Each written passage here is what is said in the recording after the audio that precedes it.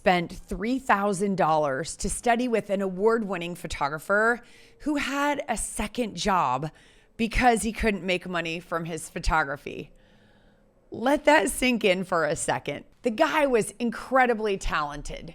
His work was hanging in galleries. He had awards from every major photography organization, and he was working nights to pay his bills. That $3,000 lesson taught me the most important truth about our industry. Being a great photographer has almost nothing to do with making money as a photographer. Today, I'm giving you the brutal reality check that every photographer needs.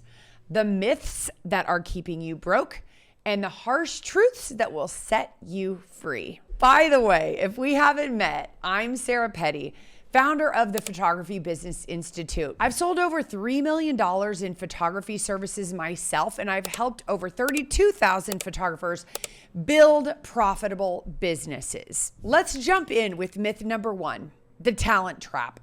So there I was, fresh-faced and eager, thinking I just need to learn from the best to become successful. I was 8 months pregnant, and I didn't want to fly, so I reached out to this famous photographer to see if he would consider doing a one-on-one day with me since he was close enough to drive.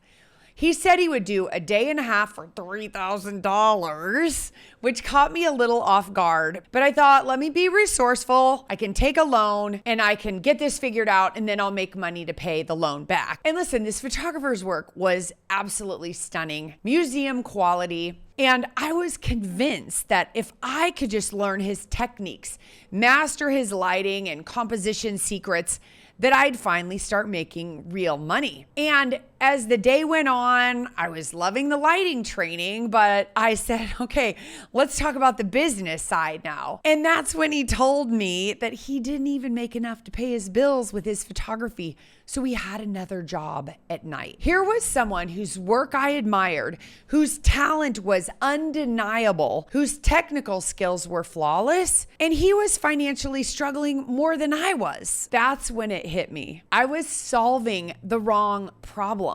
I thought my problem was that I wasn't good enough at photography, but the real problem, I had no idea how to run a photography business. See, most photographers fall into this trap. They think, if I just take better pictures, I'll get paid more. If I just get better equipment, I'll book more clients. If I win some awards, success will follow. But here's the brutal truth. You can be the most talented photographer in your city and still go out of business. Myth number 2, more work equals more value. Let me tell you about another myth that kills most photography businesses. So you think the way to serve your clients is to give them as much as possible. It makes sense, right? So you show up to a family session and you photograph 300, 400, 500 images and you think more is better. Then you go to their home and you spend the next week editing hundreds of photos, working 60 to 70-hour weeks, most of it hunched over at your computer, perfecting images that no one would ever see. Meanwhile, your clients would get overwhelmed by massive galleries.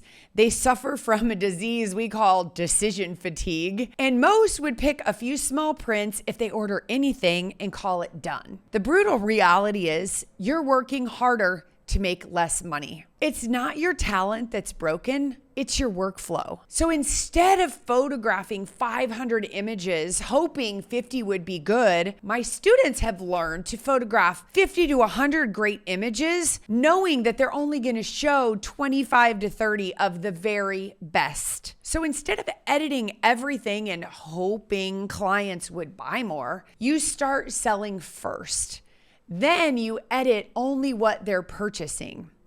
The strategic shift here is you go from spending 15 hours per client to 6 hours per client, and you're tripling your average sale. The reality is better systems equal more profit. Myth number 3, exposure always leads to paying clients. Here's another brutal lesson I had to learn the hard way. Early in my business, I got a call that made me feel like, ooh, I've made it. A friend of a client called me to photograph an event for our governor. Ooh, there would be high profile guests there, important people, a chance to network. Everyone's going to see you, Sarah.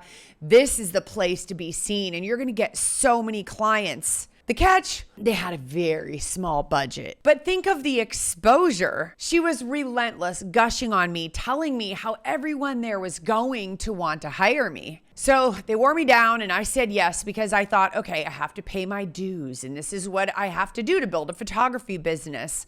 You take free and cheap opportunities and then it's surely going to lead somewhere, right? So there I was on a Saturday night photographing this event while my twin babies and husband were sitting home by the fire. I was missing precious time with my family to work for pennies, hoping someone at this event might hire me later. Want to know how many clients I got from that event? 0. Not one person hired me, but I did learn something valuable. Every hour you spend working for free or at a very low price is an hour you can't spend building a real business. The myth that you have to work for exposure or portfolio building keeps photographers broke. You don't need more exposure.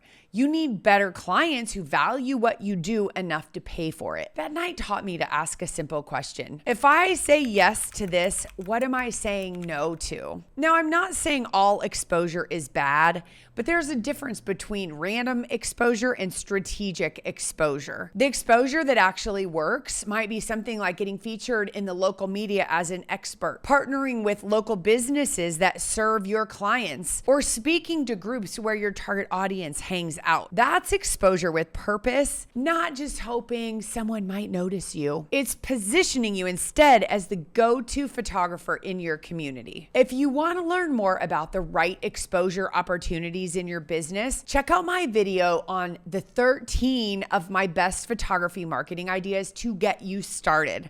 I'll stick the link in the description. Myth number 4, you don't need systems. All right. You might be wondering, okay, Sarah, if talent doesn't matter and working harder doesn't work, what does? The answer, systems. I had to completely reimagine how I interacted with potential clients. Instead of just hoping they'd book and praying they'd spend money, I created a system that made it easy for them to do that. I started with 1 step in my process to 3 to 4, and I ended with a very detailed 5-step process that completely transformed my business. And the cool thing is it's done the same thing for thousands of students. The mindset shift with my clients was that I became committed to helping people, not attached to booking them. Here's what I mean.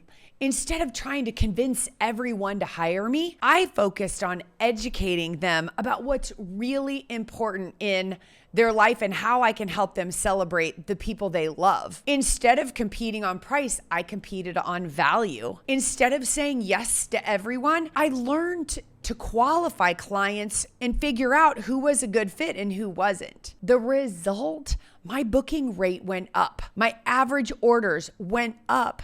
And my stress went down. Oh, that felt good. The reality is, the right clients will pay more for the right photographer. Myth number 5, give everything away and they'll buy more. This is one of the biggest myths of all, and it almost killed my business. I thought being helpful meant giving clients everything and hoping they'd appreciate it enough to buy more, or they'd love it enough to buy more. Does that sound familiar? Yeah, I'll do this session.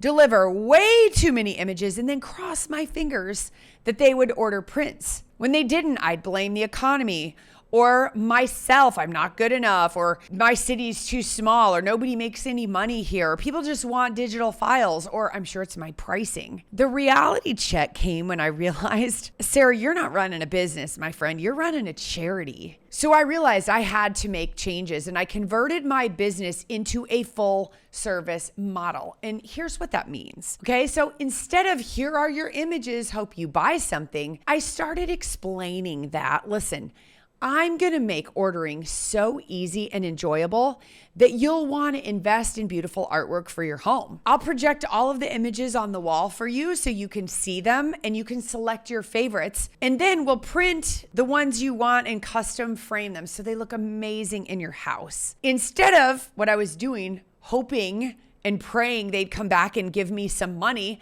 I created a predictable system where every client invested in finished artwork. What this did was it made it so that instead of competing with every photographer offering cheap sessions, I now was positioning myself as the photographer who creates beautiful heirloom artwork. The reality is, when you value what you do, your clients will value it too. Myth number 6. People will judge you if you're expensive. Listen, if my 27-year photography business has taught me anything, it's this. People are going to criticize you no matter what you charge. When I was undercharging, people would say, she's too cheap to be any good. When I raised my prices, they would say, too expensive for around here. But you can't win the opinion game, but you can win the profit game. I remember being so worried about what other photographers would think when I started charging premium prices. I was afraid they'd say I was arrogant, or what the heck she thinks she's doing. She's not good enough. She doesn't have enough experience. But here's what I learned. The people criticizing your prices aren't your customers. Your real customers, the ones who value beautiful professional photography, they're not price shopping. They're not complaining about prices. They're looking for someone who can solve their problem and give them confidence in the process. The reality is, right fit clients will respect you more. Here's the hard truth, my friend. If you're struggling financially as a photographer, it's not because you're not talented enough. It's because you've believed one or more of these myths. The good news, business skills can be learned so much faster than photography skills. So your next step, stop thinking like an artist who occasionally sells something and start thinking like a business owner who happens to create art. That $3,000 lesson changed everything for me. Don't let "I've got to get better" be your trap. Let systems be your solution.